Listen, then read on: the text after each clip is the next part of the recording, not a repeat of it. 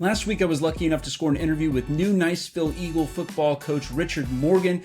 We talked about the stuff you might expect, football strategy, stuff like that. I also asked him the hard questions about his past record, why he's here at Niceville High School, as well as stuff about recruiting and how he's going to play kids from Niceville.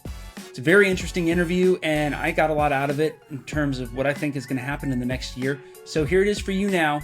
My interview with new Niceville High School head football coach, Richard Morgan. What is it going to look like on the field next year for the layman that's sitting in the stands? What's going to change?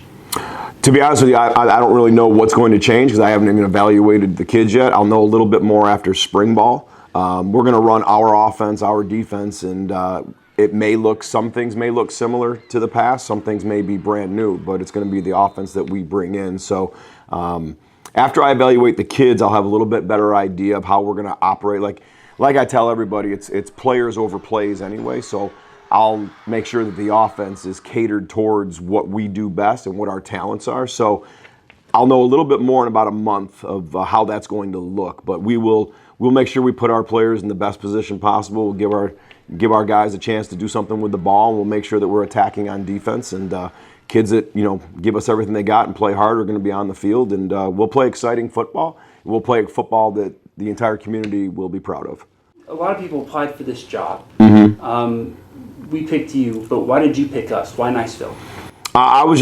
When I got here, I didn't really know what to expect as far as the school, the community. And when I got here, I just thought it was a great place. And then I came back down with my wife, and she thought it was a great place. And it just, a lot of things made sense. When I talk about, I'm all about relationships and building that communication and just building that ability to help one another. I saw all that in the people I met here. I see a team of kids that's used to winning, and they're hungry to keep that tradition going. So I just think the combination just made so many things stuck out to me that, this is really a nice place, a special place, and a place that I'd want to, come to and finish my career. So you've had a couple tough seasons the last couple years at Marietta. Can you kind of tell me what you've learned from that and how you're going to bring those lessons here to Niceville? I mean, we played the toughest schedule in the state of Georgia, and we just, we had some, and we won a state championship. And then after that, we had, a little bit dip in talent, and we played the toughest schedule in the state. And sometimes things work out, sometimes they don't. But I've been doing this for 26 years as a head coach. Overall, I've learned a lot of lessons over 26 years, but the overall record speaks for itself. What do you want the kids to know when they step on the field for spring ball? What are the important things to coach for these kids to know? Well, I already met with them and told them. I said, look, everything's going to be new, so you got to learn me. I have to learn you. So really just give me your best effort. Be going 100 miles an hour. If you make a mistake, that's fine. We'll fix it. But we can't fix effort. You got to make sure you're bringing that effort, bringing that hunger, and bringing that desire every day. And if you do that, we can teach you the rest. So that's been the biggest thing. Is like, look, there's going to be some growing pains. There's going to be some misses at practice here or there. But the more we grow and develop, that's really what I'm focused on. And like I always say, our standard is greatness. So we're striving for greatness in everything that we do. But the greatness has to start with greatness of effort. And if they're giving us that great effort, everything else will come along. So that's really our focus right now is just striving for greatness and give me everything you got and we'll fix the rest. Over the past couple of years, Niceville has brought in players from other schools due to transfer rules, things like that. Do you have plans to build on the relationship with Ruckle Middle School and with Lewis to bring in more Niceville players, or how does that whole calculus work for you? Well, for me, it's all about putting a product out there that everybody wants to be a part of. So obviously, I'm going to build a relationship with the middle school programs and get with those coaches about running our systems and making sure that those kids want to grow up and be Eagles. And why would you want to go anywhere else? So to me, it's the school that everyone wants to play for in our middle schools, and I want to make sure that this is an attractive place for them to come and make sure that we're always promoting that brand of Niceville, and they're going to want to be a part of that. Why would you not want to be a part of that? Looking outside of Ruckle and Lewis, which are our two feeder schools, mm-hmm. there are always players coming from other places. Yeah. Do you find that the transfer for high school, I don't know how to describe it better, is a net positive or a net negative, or how do you look at that whole transfer situation? I mean, it's different here. The rules are different than they are in Georgia, obviously, and I already made a decision that I'm going to focus on the kids that are at Niceville and the kids that are zoned for Niceville. I'm going to focus on developing them.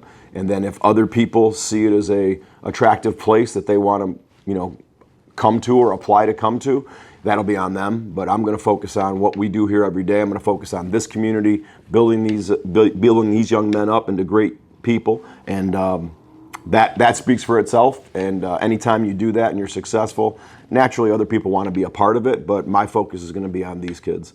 What coaches, either in college or high school ball, do you kind of take a shine to and say these are really great coaches, I want to emulate them?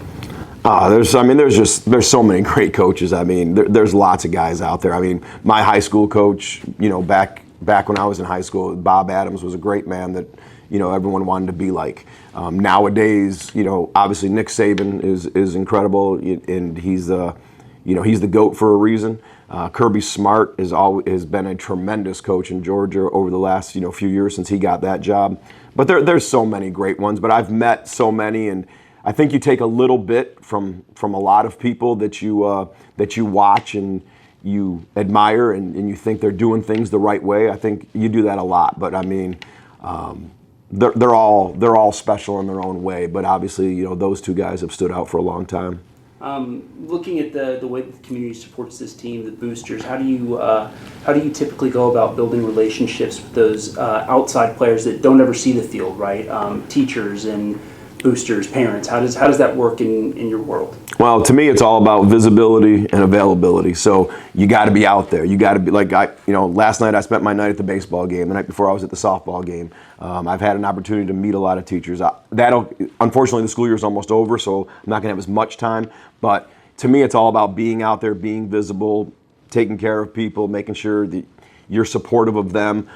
All the teachers know that I'm supportive of them and the work that they do, and I want my players to be the best students in their class, and that high expectation, I think teachers appreciate that. As far as the community goes, I've been here 4 days, but I got to get out there in the community and get to know the people. I got to get to know the people that sponsor us, our boosters, all the people that have been buying season tickets for 40 years.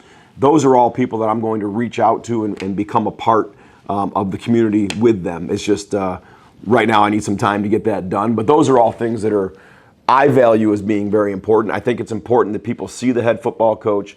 They see him at a restaurant, they see him at a store, they see him at the games, they see him at church. I mean, that's important to me. I think that's something that people want. They want to know who the coach is and what he's all about, and I have no problem with that because that's the way it should be.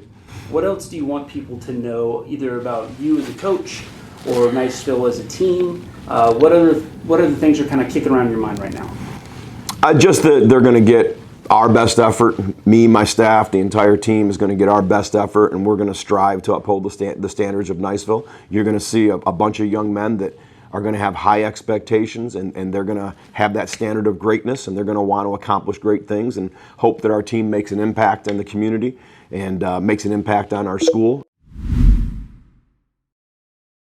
All right, so did you like the video that we just edited and put up on whatever video platform you're watching? We hope you did. And if you did, please consider giving us a like or subscribe to our channel and tell your friends and family about us so that we can get local news to you and the other people here in our community. And always check out midbaynews.com for our newsletter, our phone app, and the other things that we offer to get the news directly to you for free every day. midbaynews.com.